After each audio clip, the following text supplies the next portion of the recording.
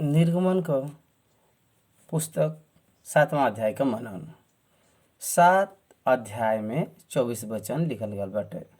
इस 24 वचन में लिखल गल बात पहले का 7 वचन में परमेश्वर मूसा से बात करे बयान और फिरौन के सामने उनके भेजे बदे तैयार करे बयान। फिरौन के सामने मूसा बात नहीं कर सकत ना। यही प्रकार का भावना के जन मूसा प्रकट करे बयान तब हारून के मूसा का नबी बनावल गया और मूसा के हारून का परमेश्वर ठहरावल गल बाटे। ये प्रकार से उनके फिरौन के सामने ले गई ना और फिरौन के सामने वो महान कार्य के करे जात बयान। ये प्रकार से ऐसा घोषणा के ऊ करे बयान।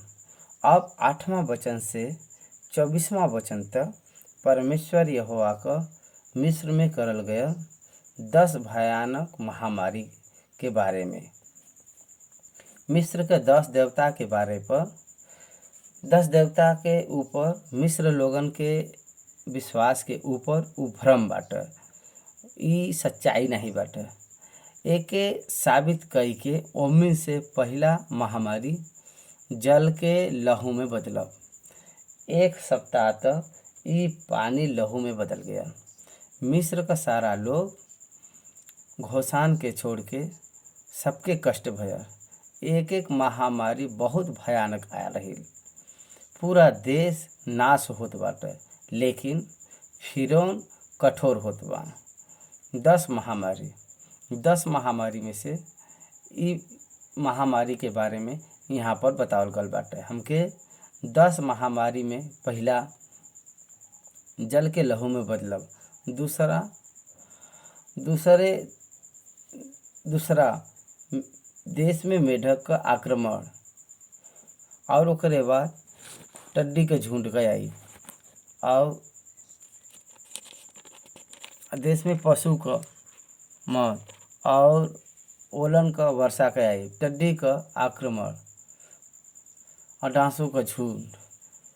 ओकरे बाद में 3 दिन तक अंधकार छाया।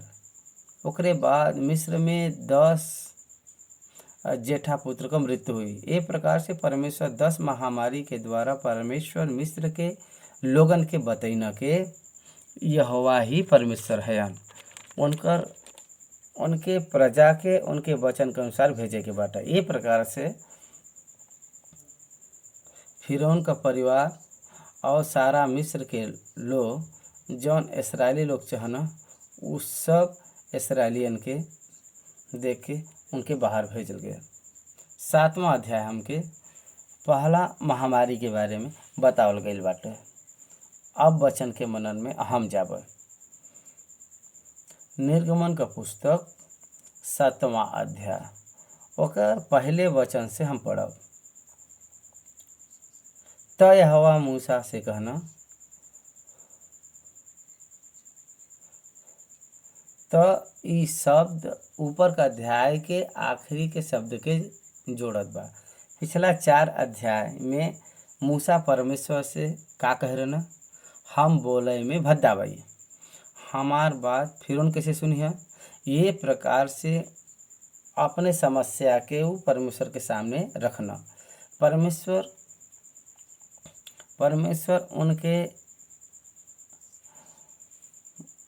का बच्चा जो कोई भी अपन समस्या का सामना प्रभु के सामने रखें, जब पर भी ओका निवारण न हो तब तक वो अपने काम के नहीं सौंपना। हमारे सेवकाई में हमके धन का आवश्यकता बाटे।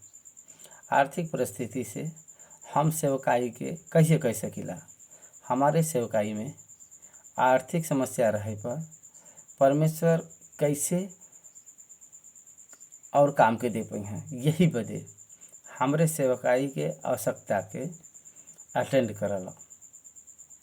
He will make me comfort in my ministries।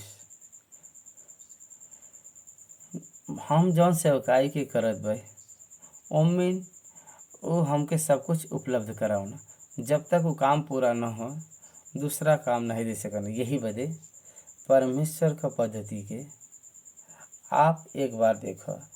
मूसा के समस्या के परमेश्वर बाजू में नहीं रखना, तू बोले में भद्दा बया। यही बदे बोले में भद्दापन के निकालब उनकर अल्टरनेट सल्यूशन। हमके का लगला, परमेश्वर हमके एक और अद्भुत कार्य कई के मूसा के बोली के ठीक नहीं कह सकना।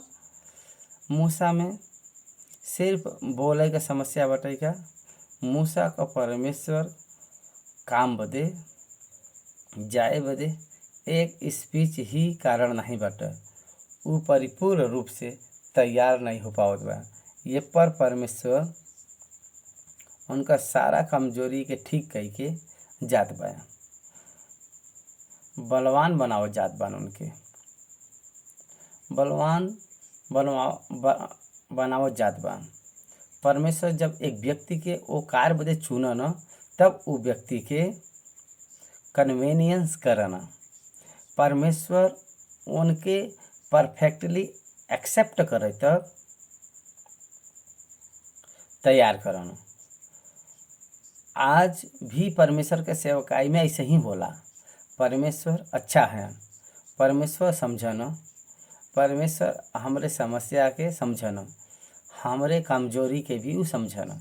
यही बदे तो इस सब पिछला अध्याय में जौन समस्या के मूसा परमेश्वर से बतैना, वो समस्या का हल वो बतावत बा। देखो मूसा से परमेश्वर का कहत बा, सुनो, हम तहके फिरौन बदे परमेश्वर सा ठहरावत भाई, और तहार भाई हारून तहार नबी ठहरी। एकर मतलब का बटे, मूसा महान हुई है का, नबी आपिस कैसे बनला, ये हमके समझ में आई।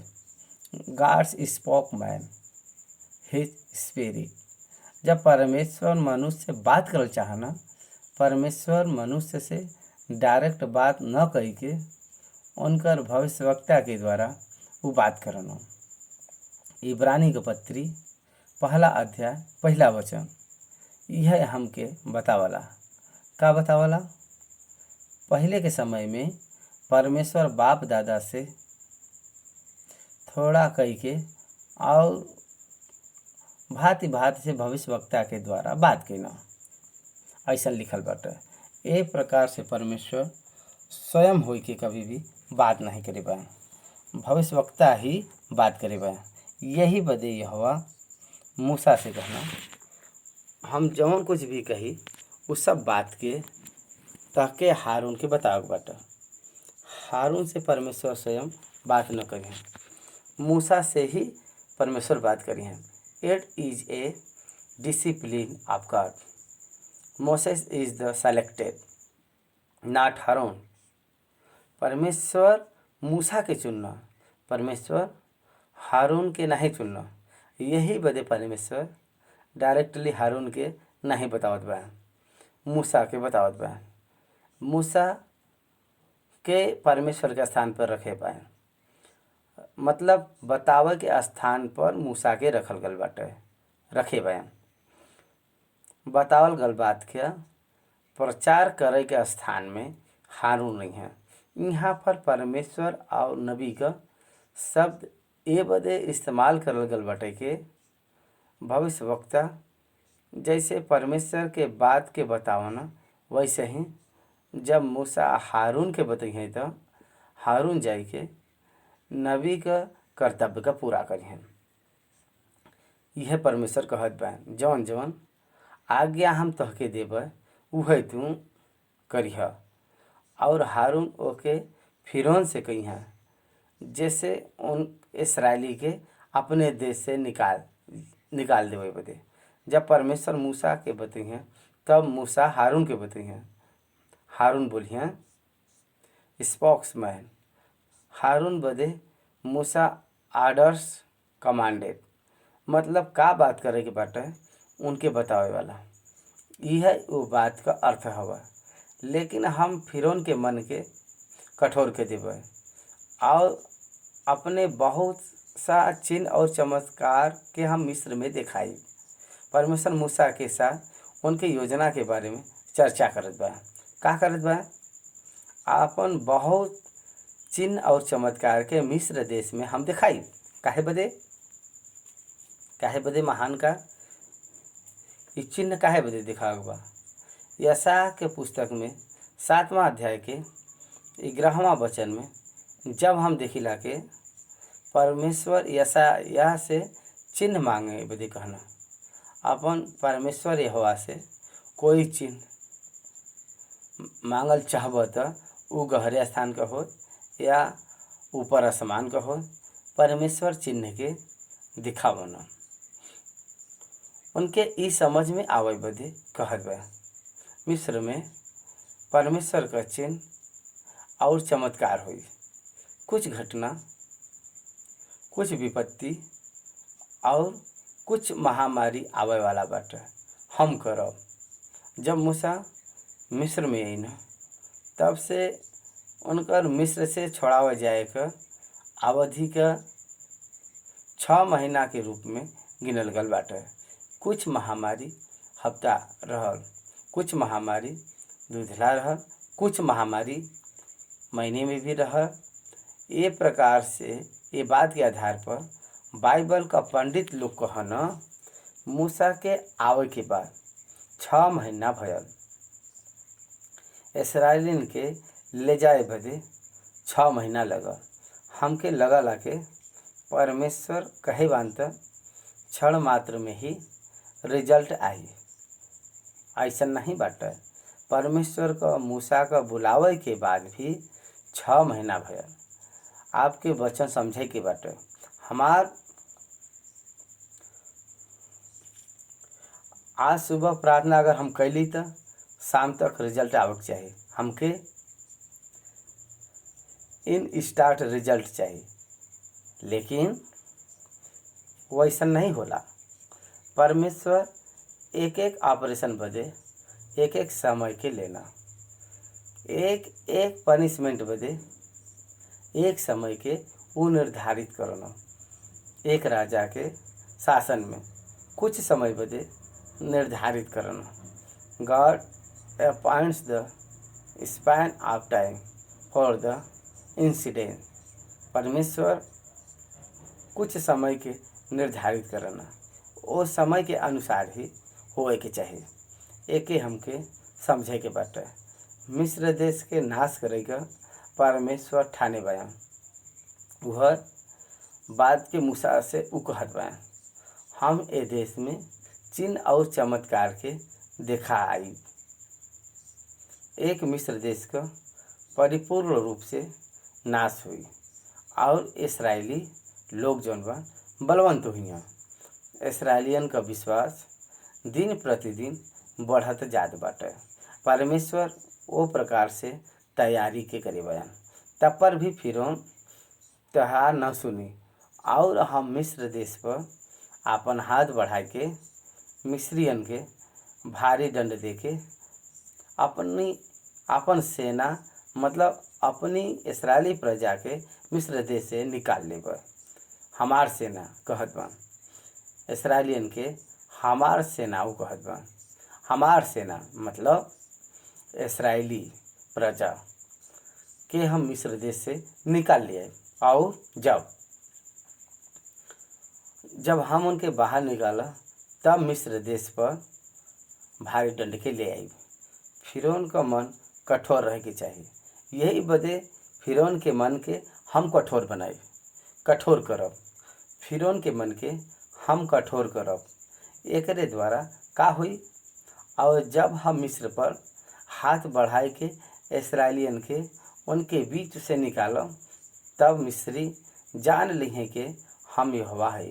इस्राएली लोग जनी हैं ठीक बाटे, लेकिन मिस्री लोग भी जनी हैं वो रहे वाला है।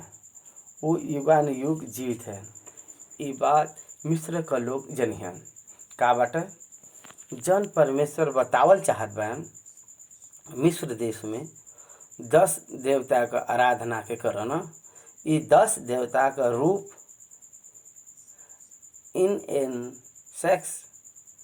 इंसेक्ट जैसे रोमियो के पत्री में लिखल गल बाटे, जंतु के देवता बना लेवल गया। मिस्र में कुछ जंतु के देवता मान के उनकर पूजा करत रहना। ऐसन प्रजा करे वालन के, ऐसा पूजा करे वालन के समझ में आवे के चाहिए कि ऊ परमेश्वर नहीं है, यहोवा अकेला परमेश्वर है। बाइबल में एक ही बात बतावल जाला, परमेश्वर एक है, ऊ यहोवा है, मसीह के रूप में प्रकट भइना। परमेश्वर के यीशु मसीह ही प्रकट करे बानी, यही बदे यीशु को परमेश्वर कहल जाला। दूसरा जाति में यीशु मसीह के परमेश्वर के रूप में अंगीकार लोग नहीं करना। बहुत सारा देवता पर भरोसा रखे वाला बाइबल पर विश्वास नहीं रखना। काहे बदे के बाइबल हमके बतावला एक ही परमेश्वर है, परमेश्वर यीशु मसीह है, उनके अलावा कोई भी परमेश्वर नहीं है। ई बात धर्म के माने वालन बदे विश्वास करब कष्टदायक बाटे, लेकिन बाइबल हमके ई बतावला के कोई भी परमेश्वर नहीं बयान, सिर्फ यहोवा ही परमेश्वर है। ये बात के साबित करना मिस्र देश में लावल गया महामारी के कारण ऊ जौने देवता पर विश्वास रखना ओकर नाश होए के कारण ऊ जौने देवता पर विश्वास रखना के ई देवता हमके बचाई, लेकिन जब ऊ सत्य नहीं बाटे ये जाने के बाद ऊ लोग जिन्हें के यहोवा ही परमेश्वर है ऊ लोग अंगीकार करिहन।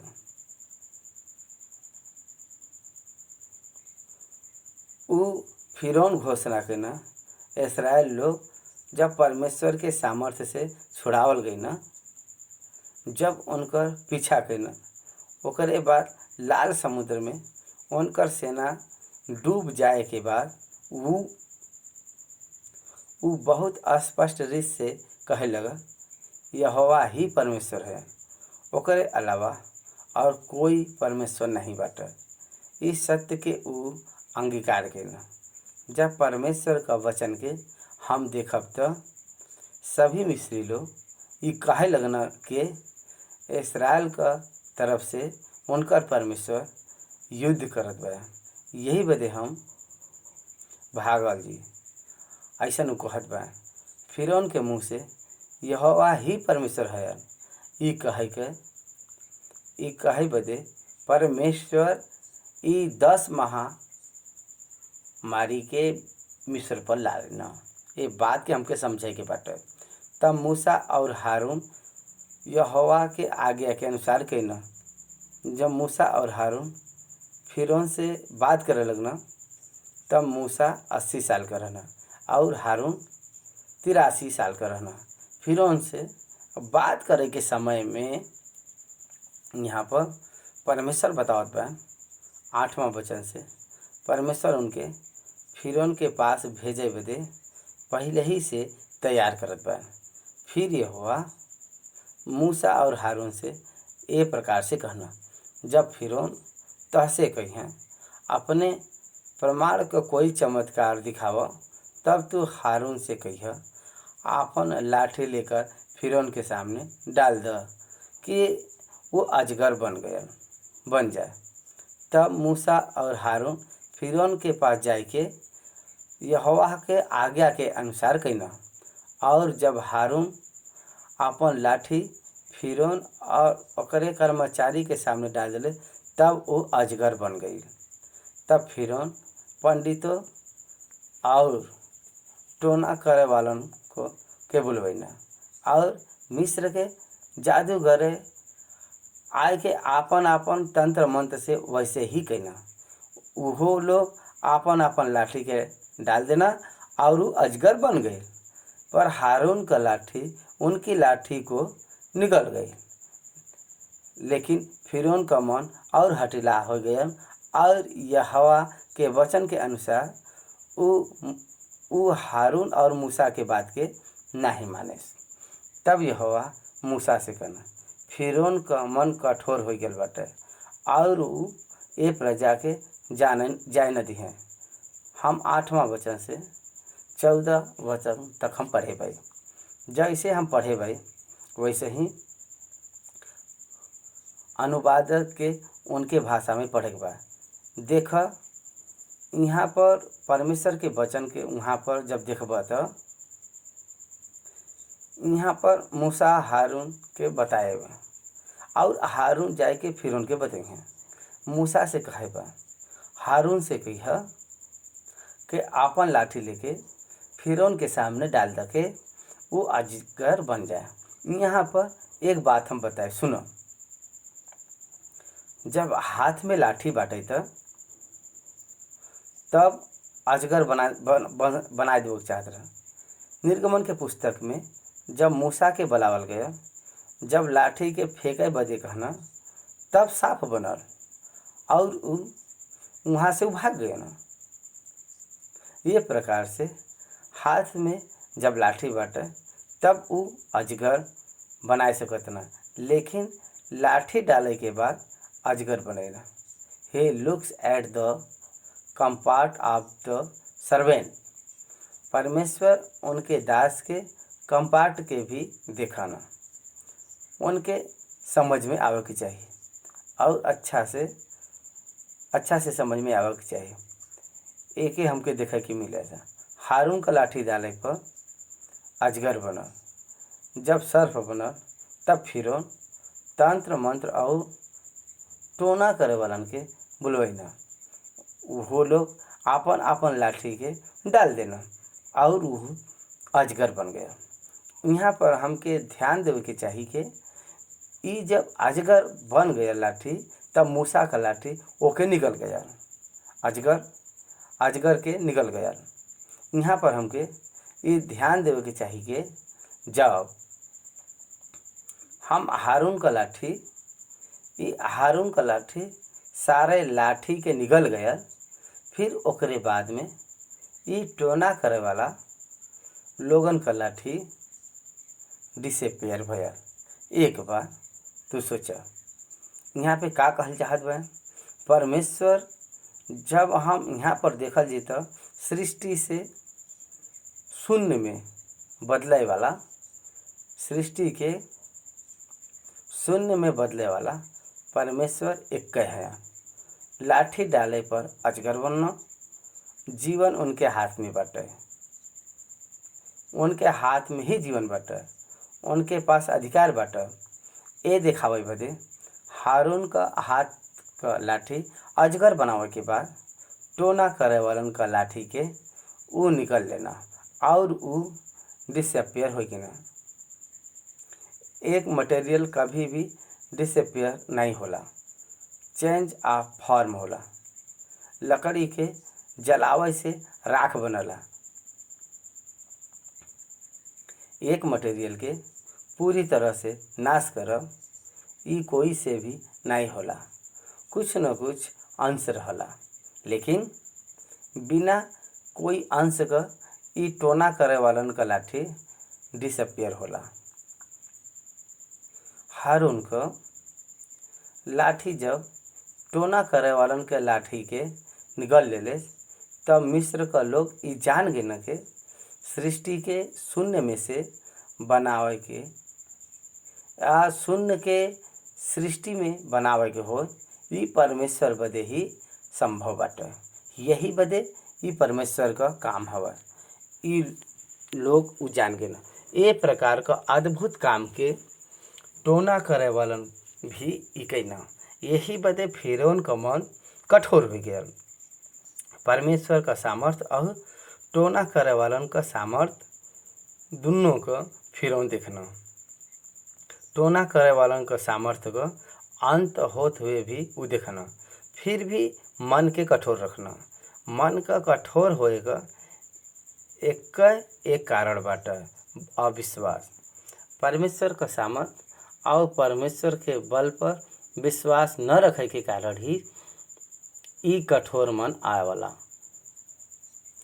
उनके वजह से उनके लोगन के परमेश्वर के वचन के अनुसार भेजे के उ तैयार नहीं भैना। 15वां वचन, यही बदे सुबेरे के समय फिरौन के समय जा उ तो जल का और बाहर आई उ जल के बदे बाहर आई और जौन लाठी सर्प बन कर रहा ओके हाथ में लेके नील नदी के तट पर ओके भेंट करे बदे खड़ा रही है। और ऐसे और ये प्रकार से कही है, इब्रियों का परमेश्वर यहोवा उनसे ये प्रकार से कही है, इब्रानियों का परमेश्वर यहोवा हमके एक है बदे तहरे पास भेजे बा कि हमरे प्रजा के लोगन के जाए दा, जैसे वो जंगल में हमार उपासना करे और अब तक तू हमार कहना नहीं मनला। यहोवा ऐसे कहना, ऐसे तू जान लेबा कि हम ही परमेश्वर है। देखो अपने हाथ के लाठी के नील नदी के पानी पर मारब और जल लहू बन जाई और जवन मछलियाँ नील नदी में बहन उ मर जाइ हैं और नील नदी बास आवे लगी और नदी का पानी पिए बदे मिस्रियों का जी न चाहिए। फिर यहोवा मूसा से कहना, हारून से कहा कि आपन लाठी लेकर मिस्र देश में जितना जल बा, मतलब ओकर नदिया, नहर, झील और पोखरा सबके ऊपर आपन हाथ बढ़िया के उनकर जल लहू बन जाए और सारा मिस्र देश में काठ और पत्थर दोनों भात के जल पात्र में खून ही खून हो जाए। तब मूसा और हारून यहोवा के आज्ञा के अनुसार कैना, मतलब उ लाठी के उठाए के फिरौन और उनका कर्मचारी के देखत नील नदी का उनके कर्मचारी के देखत नील नदी पर मरना और नदी का सब जल लहू बन गल और नील नदी में जौन मछलियाँ रहनी उ मर गई और नदी से दुर्गंध आवे लगल और मिस्री लोग नदी का पानी नहीं पी सकना और सारा मिस्र देश में लहू हो गया। तब मिस्र का जादूगर भी अपने तंत्र मंत्र से वैसे ही कहना, तब पर भी फिरौन का मन हटे ना हो गया और यहोवा के कहे के अनुसार उ मूसा और हारून का न मनना। हम ये वचन के पढ़े भाई और हम चाहत भाई के अनुवादक लोग भी अपने अपने भाषा में ये पढ़ा। सबसे पहले चिन्ह, सबसे पहले महामारी आवत बाटे। मूसा 10 महामारी के डाले बा। मिस्र देश के जल लहू में बदल गया, पूरा देश मेढक से भर गया, टिड्डी से भर गया, कुटकी से भर गया, पशुओं का मौत से, डांस के झुंड से, अंधकार से, जेठा पुत्र का मृत्यु से भर गया। ये प्रकार से 10 महामारियों का सामना मिस्र का लोगन के करे के पड़ल। उनमें से पहला महामारी जल का लहू में बदलाव। प्रभु यीशु मसीह पानी के दाखरस में बदलना, बिना कीमती और सुगंध और मधुर दाखरस में बदलना, आनंद देवे वाला परमेश्वर के रूप में बदलना। लेकिन मूसा का द्वारा परमेश्वर मिस्र में पानी के लहू में बदलना। लहू में ऑक्सीजन नहीं रहला, पानी में ऑक्सीजन रहे से मछली जीवित रहला। पानी लहू में बदल गया। सारा विश्व में अभी भी मानव का सृष्टि से लेके अब तक लहू के कोई भी बना नहीं पाया, तैयार नहीं कर पाया।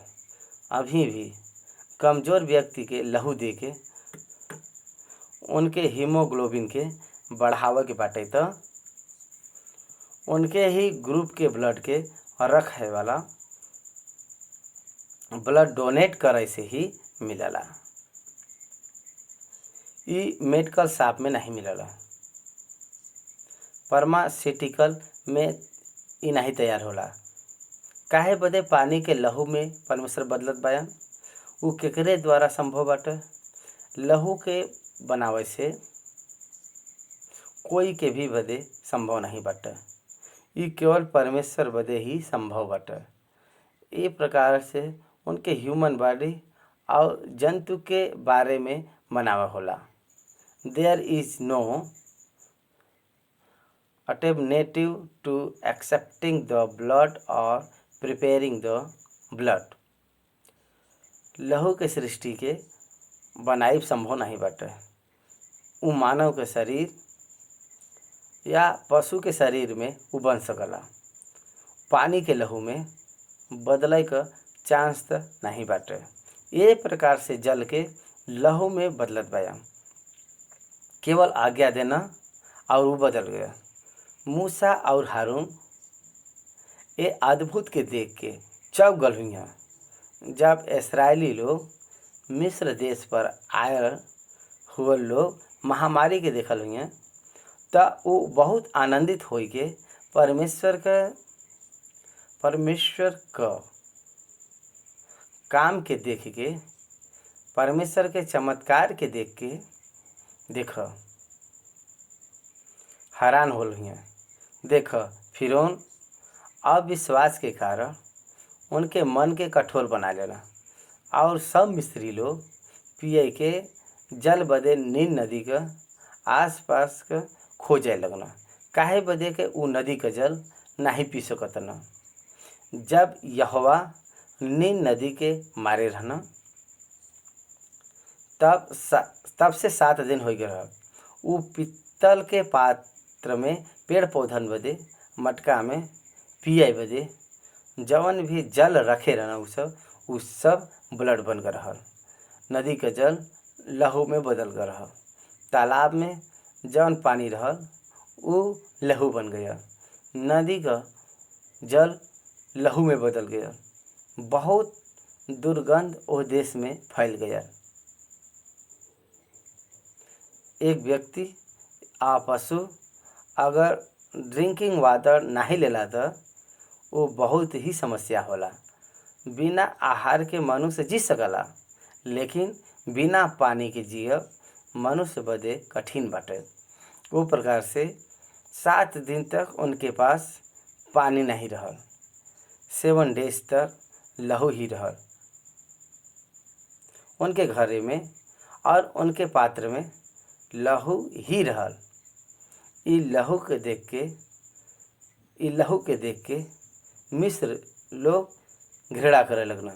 फिरौन बदे इ एक सिर दर्द बनकर रहल। कौने प्रकार से एके फिरौन ले लेवा। जब हम देखी ले जाता फिरौन